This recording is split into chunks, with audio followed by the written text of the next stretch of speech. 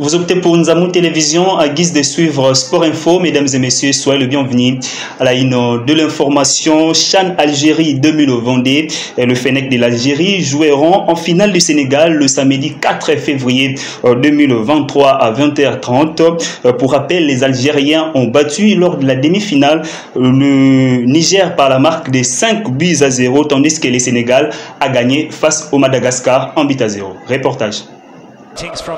Algérie-Sénégal, c'est la grande affiche de la finale de la 7e édition du CHAN. Dans les subconscients des Fennec, le mot avoir pitié n'existe pas. Les Algériens ont infligé une manite à soit 5-0 au MENA du Niger qui retourne encore à l'école pour apprendre de nouveau. Assoiffé de victoire, l'Algérie menait déjà 4-0 à la première mi-temps, avant de rajouter une unité à la seconde période. Avec des statistiques étonnantes, 9 buts marqués, 0 but encaissé, le vert et blanc sont bien partis pour remporter cette édition. Mais pour y arriver, il faudra s'en débarrasser des Lions de la Teranga du Sénégal qui ont sorti à leur tour les Baraya du Madagascar en demi-finale, score final 1-0.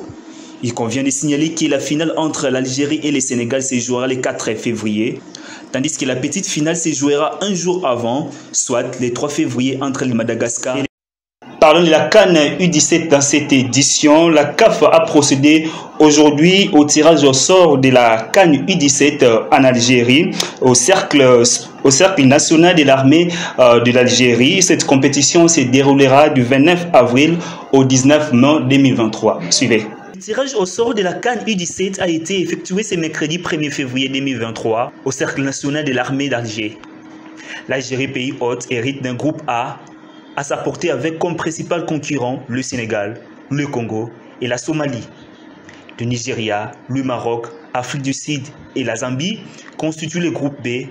Enfin, le Cameroun, le Mali, le Burkina Faso et le Soudan du Sud forment le groupe C. Pour rappel, la Coupe d'Afrique des Nations U17 se déroulera en Algérie du 29 avril au 19 mai dans les villes d'Alger, Constantine et Annaba. Infrastructure, on en parle dans cette édition. La CAF vient de rendre publique la liste des stades homologués pour les rencontres de la 3e et 4e journée des éliminatoires de la CAN 2023. Une liste dans laquelle on remarque l'absence du stade de Martyrs qui avait reçu des dérogations lors des matchs précédents. Reportage.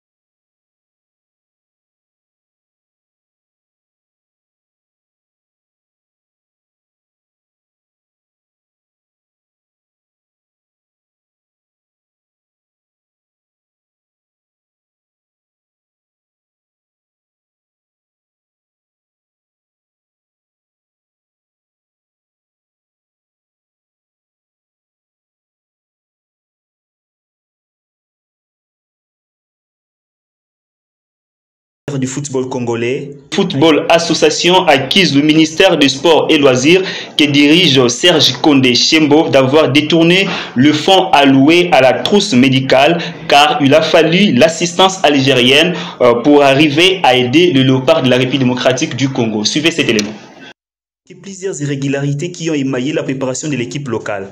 Selon les arguments avancés par la Fédération congolaise de football, la non-tenue du stage d'évaluation en Turquie et l'annulation des matchs amicaux contre le Congo n'ont pas aidé. Les joueurs n'ont pas été mis en forme alors que les championnats n'est qu'à une dizaine de journées. La Fédération congolaise de football a également noté les manquements de la part du ministère des Sports, en l'occurrence de l'allocation de fonds pour la trousse médicale. Cette carence a conduit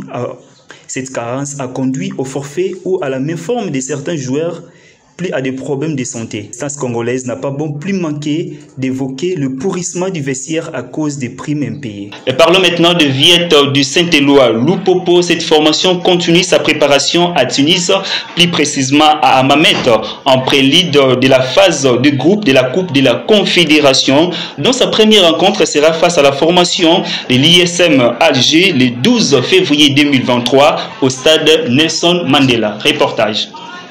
Revêt également son plus beau bleu. C'est dans ce cadre privilégié, imprégné de la culture arabe, que se trouve le quartier général circonstanciel du football club Saint-Éloi Loupopo. Cet environnement élidique décrit place aux choses sérieuses pour l'équipe du boss, Jacques Aboulakatoé. Il s'agit de s'armer pour bien attaquer la phase de groupe de la Coupe de la Confédération. Il y a le terrain, bien sûr, mais à côté du ballon rond, un stage de préparation laisse aussi la part belle à la vie d'un groupe réglé, comme les repas et autres instants plus légers. Un esprit sain dans un corps sain, cela passe aussi par une bonne alimentation.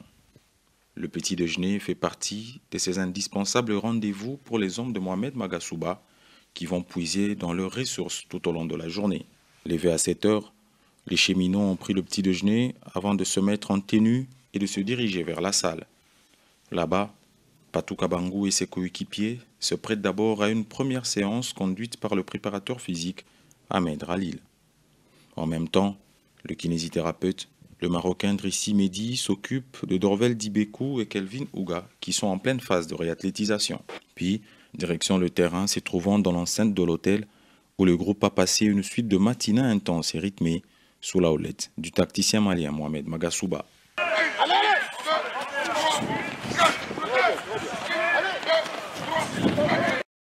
Le sport sur le plan cosmopolite nous intéresse maintenant. La 19e édition de la Coupe du Monde des clubs démarre aujourd'hui au Maroc.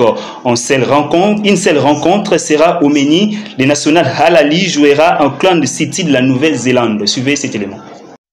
سلوج كمان وامطار بارده او الجو بارد جدا مع الامطار والسلوج جو Février 2023 est la date butoir pour le démarrage de la 19e édition de la Coupe du Monde des clubs Maroc 2023.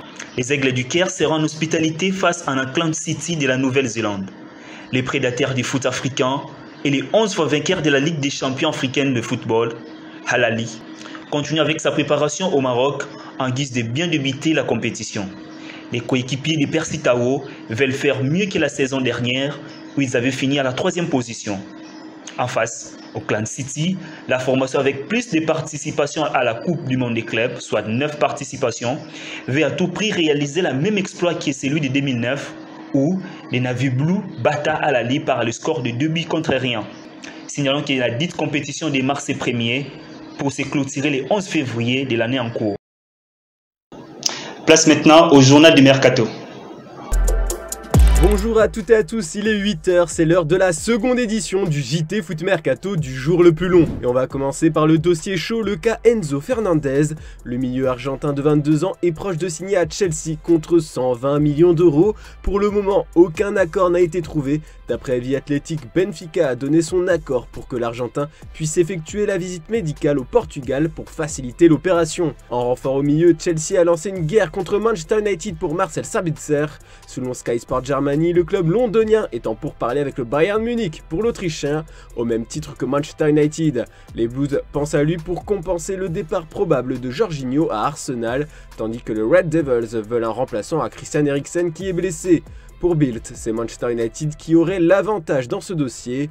L'équipe d'Eric Ten Hag souhaiterait obtenir un prêt du joueur autrichien selon Sport1. Pour tout renfort, il y a des départs en fin de contrat à Chelsea à la fin du mois de juin. Jorginho est sur le point de s'engager à Arsenal. Le milieu italien devrait a priori porter le numéro 20 dans le nord de Londres. Les Blues vont récupérer 13,6 millions d'euros dans cette opération. Hakim Ziyech aussi devrait quitter Stamford Bridge. Comme révélé par l'équipe, le Paris Saint-Germain s'est mis en tête d'enrôler l'attaquant international marocain avant la fin de ce mercato hivernal. Une information que nous sommes en mesure de vous confirmer.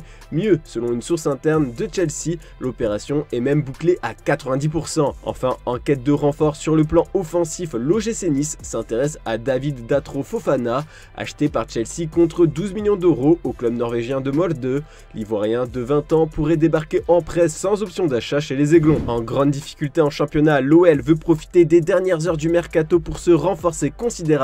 Au milieu, les Lyonnais pensent à Timwe Bakayoko. Le milieu de terrain international français qui appartient toujours à Chelsea n'a jamais confirmé sa très bonne saison avec l'AS Monaco en 2016-2017. L'équipe rapporte que la direction lyonnaise a déjà entamé des discussions avec l'entourage du joueur. Proche de Cremonese, il y a quelques heures, l'intérêt de l'OL aurait tout changé. Selon nos informations, les représentants du joueur n'ont pas eu de nouvelles récentes de la part de l'OL dans ce dossier. Les prochaines heures devraient donc permettre d'y voir plus clair. Et grosse exclue foot mercato alors qu'il s'apprêtait à terminé sa saison très tranquillement du côté de l'Olympique Lyonnais, où Oussem Aouar, en fin de contrat en juin 2023, a vu Manchester United venir aux nouvelles ces dernières heures.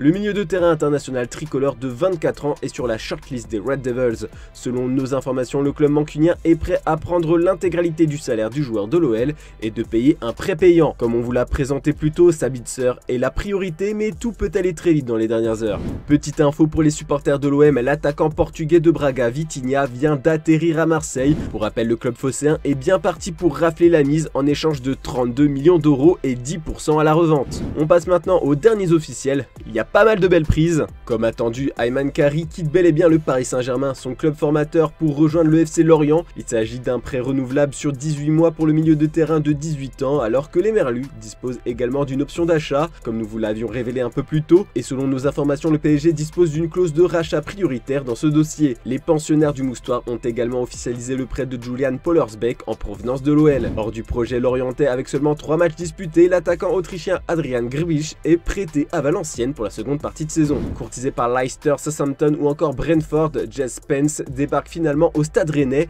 Très peu utilisé par Antonio Conte, le latéral droit de 22 ans a été prêté aux Bretons jusqu'à la fin de la saison. Comme annoncé, le défenseur de Leeds, Diego Llorente, a rejoint ce mardi le club italien de l'AS Roma en prêt jusqu'à la fin de la saison en cours, en vue d'un contrat permanent comme l'indique le communiqué du club anglais. Puis le milieu de terrain Nathaniel Chalobah quitte Fulham pour West Bromwich Albion. Le joueur de 28 ans a signé jusqu'en juin 2024 avec le club de Championship. Bradley Loco rejoint officiellement le Stade brestois en provenance de Reims sous la forme d'un prêt jusqu'à la fin de la saison. Comme nous vous l'avions annoncé dernièrement, une option d'achat est également intégrée auprès du joueur de 20 ans seulement. C'est enfin officiel, l'Olympique Lyonnais vient d'annoncer le transfert de l'attaquant brésilien de Botafogo, Jefinho, pour 4 saisons et demie, soit jusqu'au 30 juin 2027. Le montant du transfert s'élève à 10 millions d'euros, auquel pourra s'ajouter un maximum de 2,5 millions d'euros de bonus. Ensuite, Ajaccio vient d'annoncer l'arrivée en prêt de l'attaquant sénégalais de 23 ans Moussa Djité. Prêté par Austin, le natif de Diatouma a inscrit 4 buts en 17 matchs de MLS cette saison. Arrivé à Lens en provenance de Toulouse lors du Mercato estival 2021, Macado vient de prolonger son contrat jusqu'en juin 2026 avec le club nordiste. Et l'AS Monaco annonce le prêt jusqu'à la fin de la saison d'Arthur Zagré à l'Excelsior Rotterdam, l'actuel 14e d'Eredivisie. Le natif de Neuilly-sur-Seine évoluait depuis l'été 2021 au FC Utrecht. Tolga Stiersi retourne dans la capitale allemande. Le joueur de 30 ans a signé pour 1 an et demi en faveur du Hertha Berlin en provenance d'Ankara Gucciu. Voilà, c'est tout pour le moment. Pour être sûr de ne rien rater, vous pouvez nous suivre sur Twitch. On annonce tous les transferts en direct. Sinon, peu après minuit, on vous partagera comme toujours tous les officiels des dernières. Ce Sport Info est exhaustivement fini, mesdames et messieurs. Merci de l'avoir suivi. Au revoir.